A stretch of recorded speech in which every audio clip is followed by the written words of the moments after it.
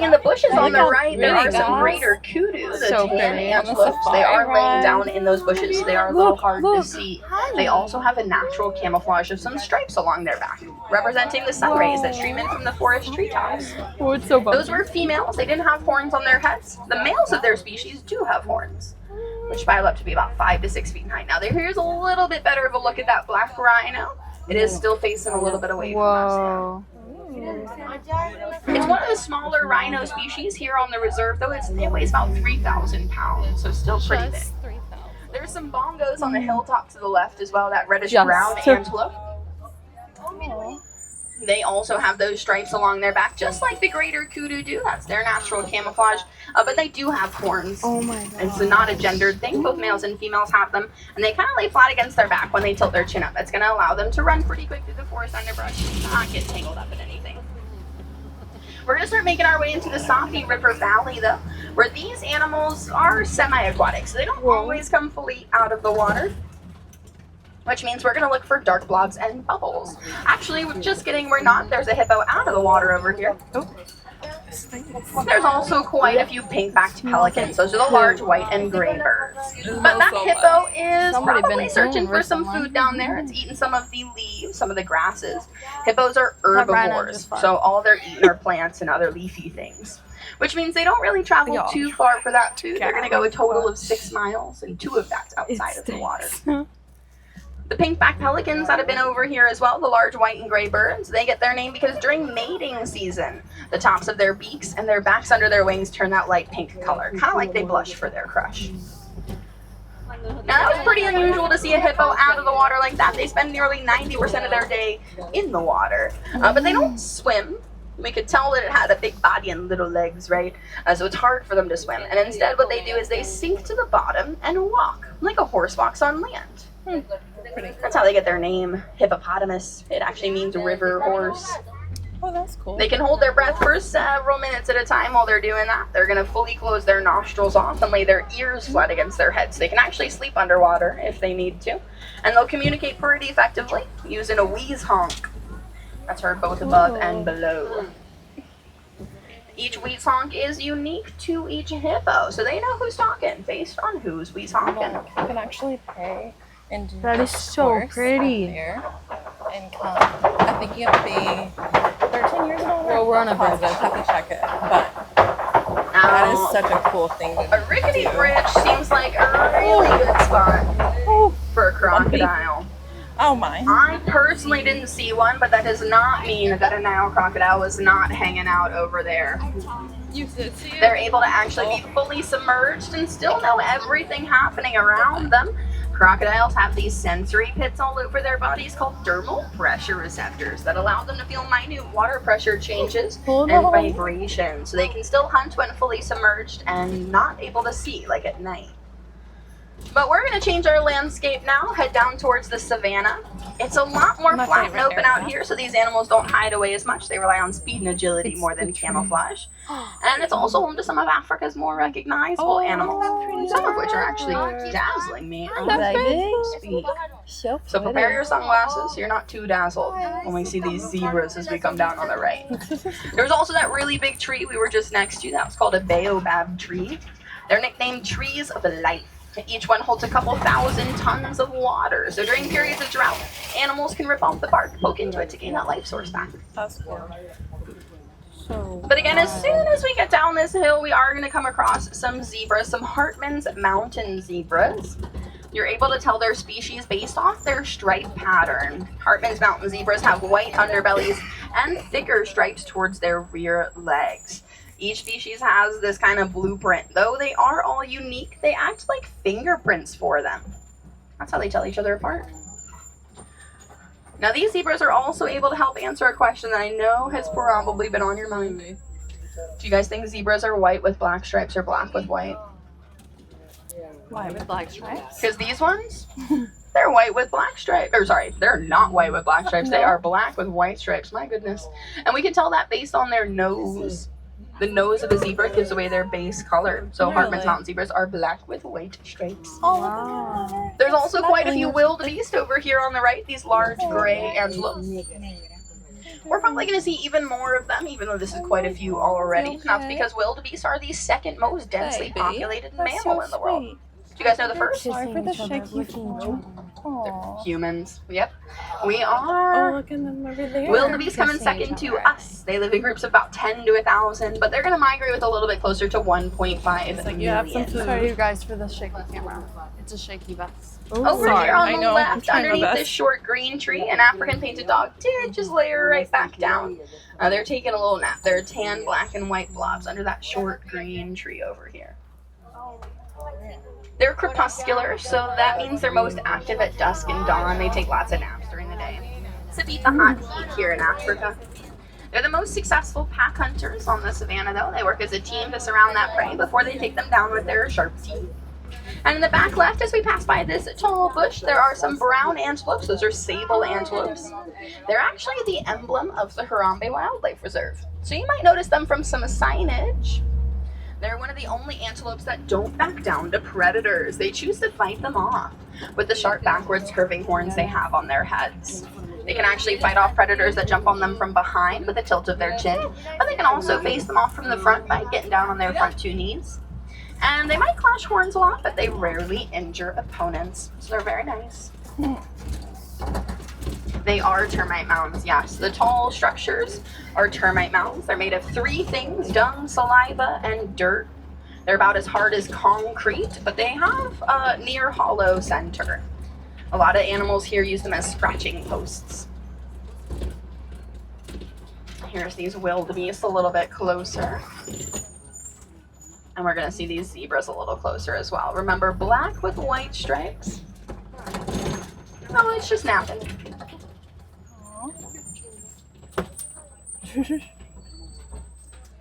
I'm just getting in there for everyone's face.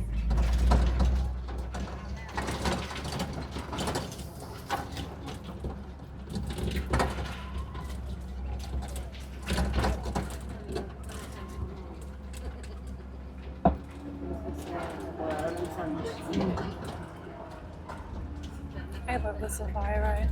I know, me too. Surprisingly. Well, I think we're gonna find the tallest land animal in the world up here. A giraffe. Oh, A group of giraffes is called a love tower, giraffes. which means that a group of Love scared giraffes. giraffes would be referred to as a tower of terror. Oh. But this is Africa, friends, not Hollywood Studios. So you're not going to see that here. These giraffes actually feel really safe and comfortable within their environment, and I can actually tell that because this one's laying down on this plateau on the right. It's not a behavior that giraffes exhibit in the wild. It takes them too long to stand back up again. So when they sleep, they do it standing up, and it's only for about 30 minutes every day. You are adorable. So when they lay down, it tells us they feel comfortable, which is really good to see. Hi, baby. You're adorable. This one's also a really young giraffe, only about a year old. You can tell kind of by its height, even though it is laying down. It is The so adults are over sweet. here on the left. You are adorable. They're going to be about 20 feet tall at their full-grown height. On day one of their lives, they're about 6 feet. And they're going to stand within the first couple of hours of it, even after taking a jarring 6-foot drop from mom. They give birth while standing. Oh my gosh. These are so Maasai cute. giraffes as well. That's their species. It comes from the Maasai tribe, but you can tell by their spots. They have kind of a jagged edge to their spots. Other species are going to have smooth edges, a little bit more uniformity to their patterns. That was so cool. I know. The really big one that was really close to us was using its 6-foot long neck to try and reach those tall branches. But That's long. even though their necks are so long, they are mammals. They have the same amount of vertebrae in them that we do as humans. So you have 7 bones in your neck. Oh, Giraffes have wow. 7 bones in Wow. theirs. But friends, it's time I bring up the elephant in the room. Because we're going to see one of those coming up on the right. This is going to be an African elephant. I've already established we are in Africa. And on the left, you're going to see a monkey. That is a mandrill. We're going to see that elephant. Now, this mandrill is the largest species of monkey in the world. This one's a male walking around back there on the left. He's about 60 to 100 pounds. Females are only about 25. Yeah, his really pretty bright booty is actually going to lead the way of movement for other mandrills.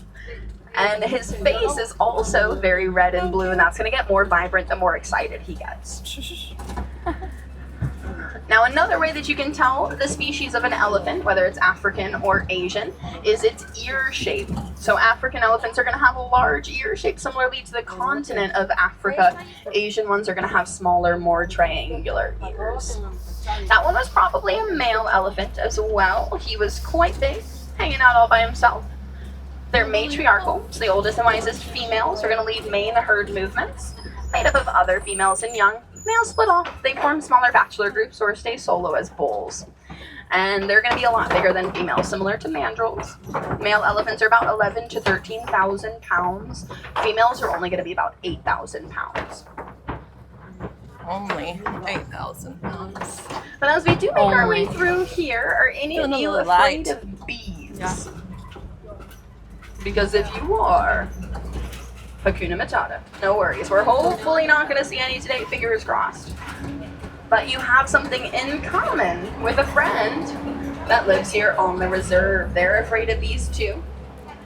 It's elephants. Yeah. Over here on the left. looks It's a like you might rabbit. see It's a rabbit. How cute. You just ran. Us Now, be even like though whenever elephants we have saw the giraffes and everything else. classification of a pachyderm in Greek, that means they have thick skin. It's about an inch thick. It's pretty sensitive, They so forgot they to can tell feel a about bee the sting bunny. as easily Yeah, as we do. It makes don't them feel mention just as the uncomfortable. bunny or anything. So elephants are going to Yeah. share a similar response that Bunny, I guess. I It was have. also- I there don't was really like a bees red bird. either. Yeah, They and wander the red around. bird. Yeah, Yeah. run That's away. pretty. It's a good thing elephants do that. When they wander in those herds, they don't really carry maps. They also have a pretty hard time reading private property signs. They're elephants. They don't know how to read. So they make their way onto farmers' lands a lot, where they accidentally destroy and eat farmers' crops. They're going to eat about 4 to 6% of their body weight daily. That's about 300 pounds of food a day. Dang. Whoa. So you can imagine farmers aren't super happy with them eating so much of that livelihood. There's more wildebeest on the range. Look, wildebeest. And instead, they took actions against these elephants to try and protect that Aw, livelihood. elephants. Actions we didn't like. So we partnered with the farmers to get bee boxes two put around their elephants. properties, like a fence. Mhm. So when the elephants did wander close, they would hear bees buzz, and they would turn away. It's called the Elephants and the Bees Project.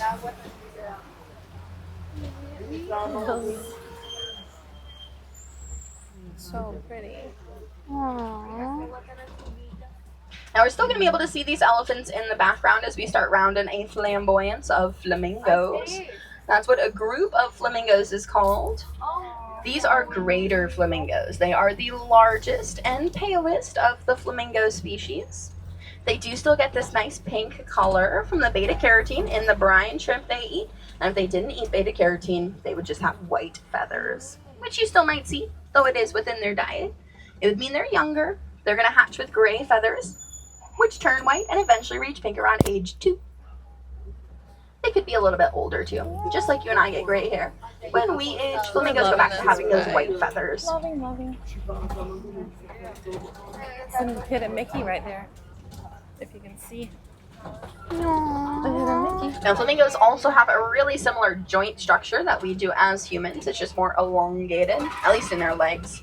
So the joint in the very center of that leg of theirs, that is actually their ankle, their knees. They're tucked away up under their feathers. So their leg joints technically go the same way that our leg joints do. They just look really weird. Oh, hey elephant. You're beautiful.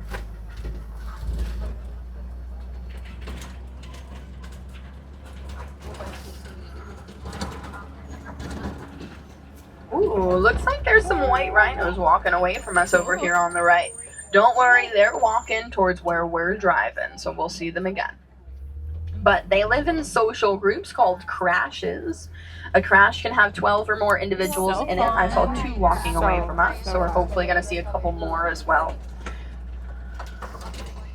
But this next animal can be a little hard to spot. I'm going to try and help you out as best as I can.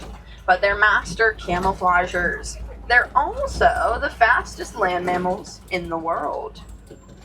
Cheetahs, yeah. There's one, it's really hard to see. It's about halfway up the hill, kind of in the center of where all the trees are. It's just like a tan spot against that grass. But I think there's a couple that might be a little bit easier to see up ahead. Guys laying down. Now, though you Hard to probably see. wouldn't know it based on the way that they sleep all day, they are one of the only day hunting larger cats. Oh yeah, there's 3 more over here. Oh yeah, there you They're are. in kind of the back left.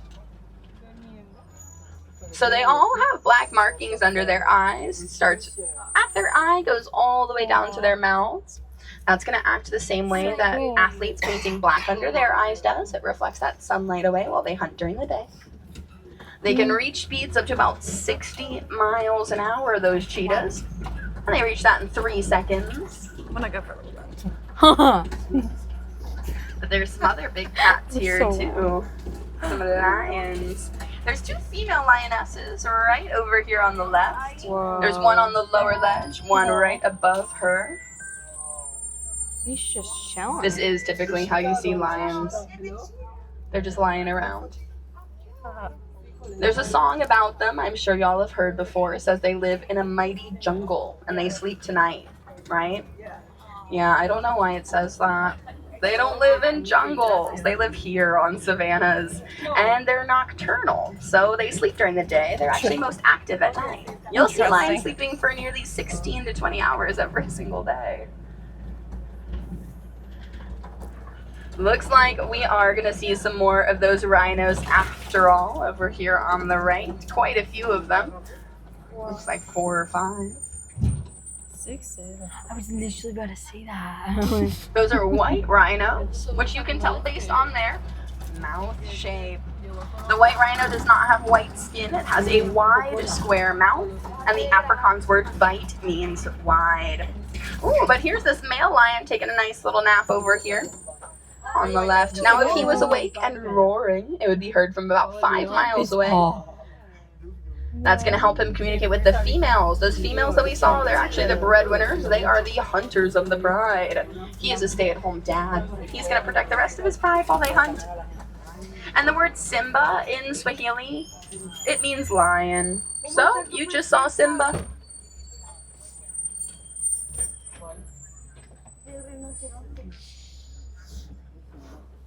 Alright, looks like these rhinos are pretty close to the road over here on the right. They don't really see very well, so they don't always know that they're so close to us. They rely on their sense of smell and sound to get around, so it may flick its ears back and forth as we pass by. I'm going to do this very carefully. But that's it, just trying to hear where we are versus where it is. Oh my gosh. Back up this way. Remember to keep those hands inside the vehicle. Thank you so much. You be close. Go close. We're also going to see an ostrich over here on the right. Wow. They are the largest species of bird, but they are flightless. Oh, So instead they run I got pretty scared. fast, about 43 miles an hour is this ostrich's top speed. Though it only has 2 toes per foot. That's pretty funny to me. Most birds have 3 to 4. This one is a female. She has some gray feathers, and she laid some eggs over here. What is she doing? Again, keep those hands inside the vehicle. Thank you so much. Now her eggs are about 3 pounds each, and We the don't equivalent have of food. 2 Sorry. dozen chicken That will eggs. be later. Yeah, we don't have Somebody food. works We don't have food. We don't work Now we're going to start making our way into the last area of the reserve today, the gosh. Warden's That was Post. some close up. I We're know. going to It's see dinner some time. Nigerian dwarf Probably. goats. Get ready for some dinner. The warden likes That's to why release it's these only goats 15 to minutes. mow the lawn. They're natural grazers, but they also produce a sweet milk that makes a really good goat cheese.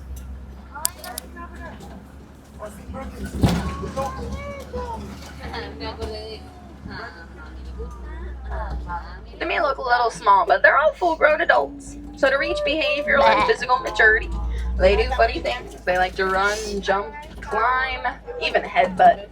So that's just a high five with their face. High fives. There's also that yellow box kind of towards the very front of that Warden's Post. That was one of those bee boxes from the Elephants and the Bees project.